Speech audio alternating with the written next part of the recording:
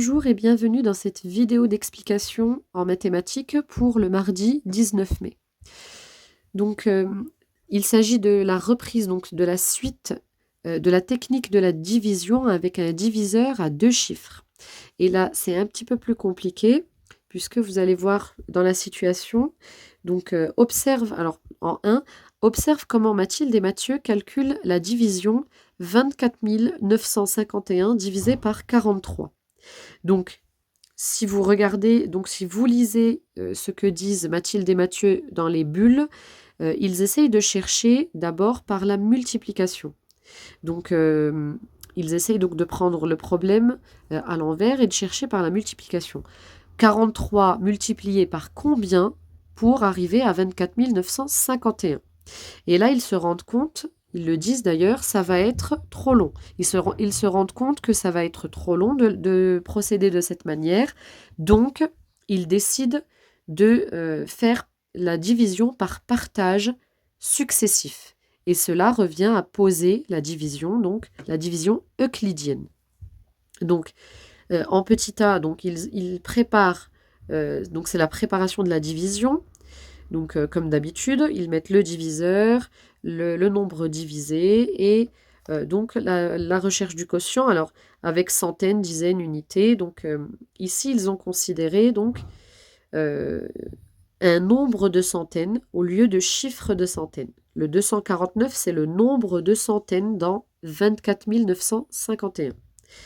Donc, que dit Mathilde ? Elle dit que 24 est plus petit que 43. Donc, c'est tout à fait vrai. Alors, je prends le stylet pour expliquer en même temps.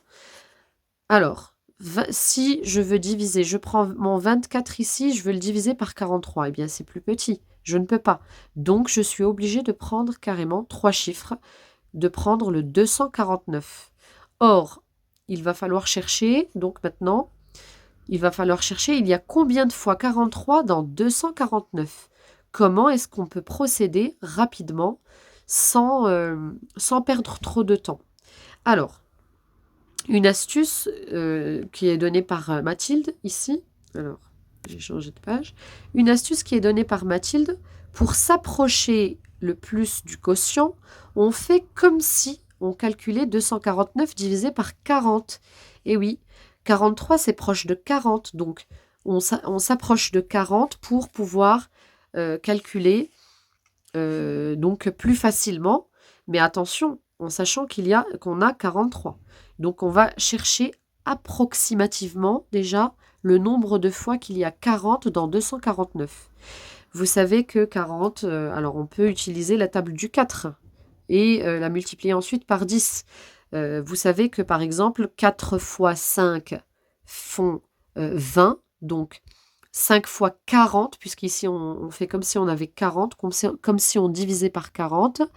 Donc 5 fois 40 font 200. Ici, on a 249. Donc je peux aller plus loin. Je peux faire 6 fois 40. Alors attention, je parle bien de 40, pas de 43. Après, avec 43, c'est autre chose. Donc là, on essaie de s'approcher le plus, de trouver quelque chose qui se rapproche le plus, donc un quotient qui se rapproche le plus. Et ensuite, on ajuste avec le 43. Si je fais 6 fois 40, j'obtiens 240. C'est vraiment pas mal, puisque ici, je m'approche vraiment beaucoup de mon 249. Or, que dit ici Mathieu ? J'ai calculé 24 divisé par 4 et j'ai essayé 6 fois 43. Donc, pourquoi il dit ça ? Tout simplement, c'est ce que je viens de dire.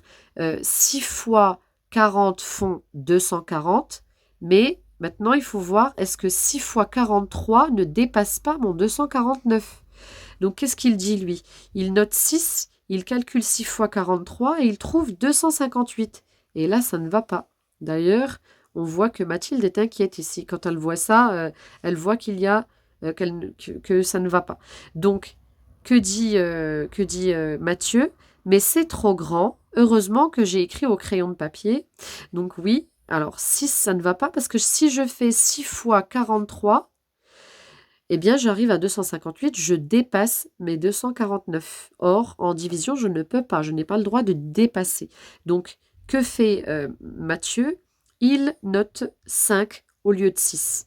Donc, il multiplie 5 par 43. Et là, il arrive à 215. Donc, tout est dans la compréhension de la méthode. Donc, quand vous avez ce genre de division, donc là, vous allez la faire petit à petit avec Mathilde et Mathieu. Dans 249, vous cherchez déjà combien de fois 40 je peux avoir pour m'approcher le plus. Ensuite, j'adapte ce que j'ai trouvé pour 40 à 43. Alors ici, Mathieu a essayé 6 fois 43 pour essayer de voir est-ce qu'il retombait sur les 249 ou est-ce qu'il s'en approchait. Il a vu qu'il les dépassait, donc il mettait 5. Il s'est rendu compte que c'était 5. 5 fois 43, on arrive à 215. Ici, on peut calculer. Donc 5 fois 43, 215. 249 moins 215 font 34. Et j'abaisse le 5. Et ça recommence. Donc maintenant j'ai 345 à diviser par 43. Donc que dit Mathieu? J'ai calculé 34 divisé par 4. Alors pourquoi 34? Il a pris ici le nombre de dizaines. Le nombre de dizaines, il le divise par 4 et il essaie 8 fois 43. Alors lui, il divise par 4 parce que, comme je vous ai dit tout à l'heure, il se base sur 40 parce que c'est plus facile d'avancer de 40 en 40 en se basant aussi sur la table de multiplication du 4. Mais après, une fois qu'il a trouvé le quotient qu'il pense être juste, il faut après qu'il le multiplie par 43. Ici, il trouve 8 par exemple. Pourquoi? Parce que 34 divisé par 4, on sait que ça fait 8. Et il y a un reste de 2, puisque 8 fois 4 font 32. Donc, il essaye 8 fois 40. Il sait que ça fait 320, 8 fois 40. Mais maintenant, il faut adapter le 8 fois. Il faut faire 8 fois 43. 8 fois 43 pour voir est-ce que vous ne dépassez pas votre 345.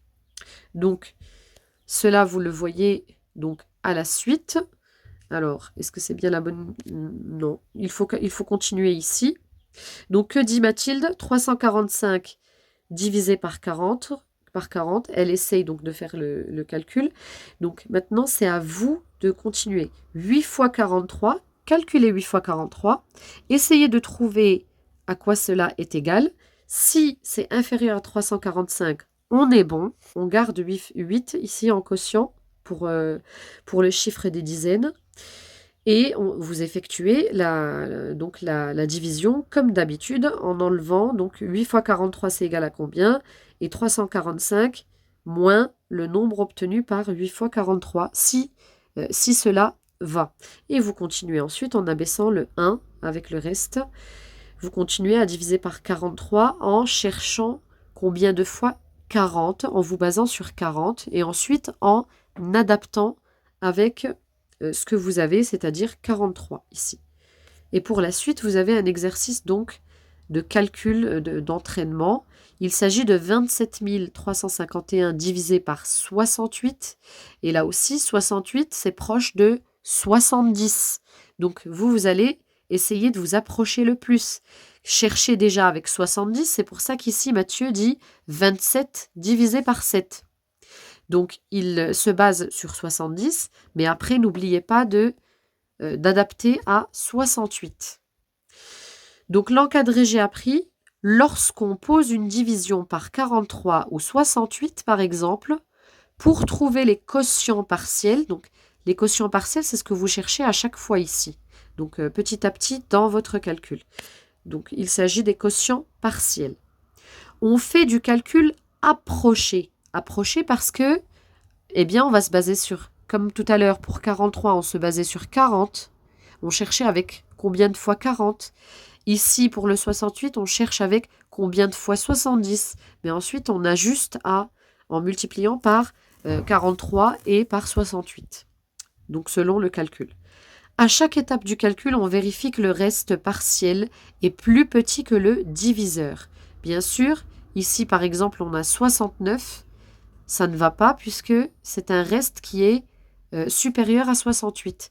Donc, on pouvait encore aller plus loin et on pouvait peut-être avoir 4 fois 68 au lieu de 3 fois 68. Donc, il ne faut pas que le reste soit, soit plus grand que le diviseur. Et ensuite, vous avez le quotient et le reste mystérieux. C'est un exercice d'entraînement, donc avec plusieurs nombres.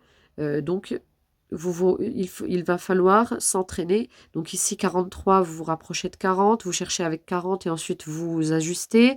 78, c'est proche de 80, vous cherchez avec la table du 8.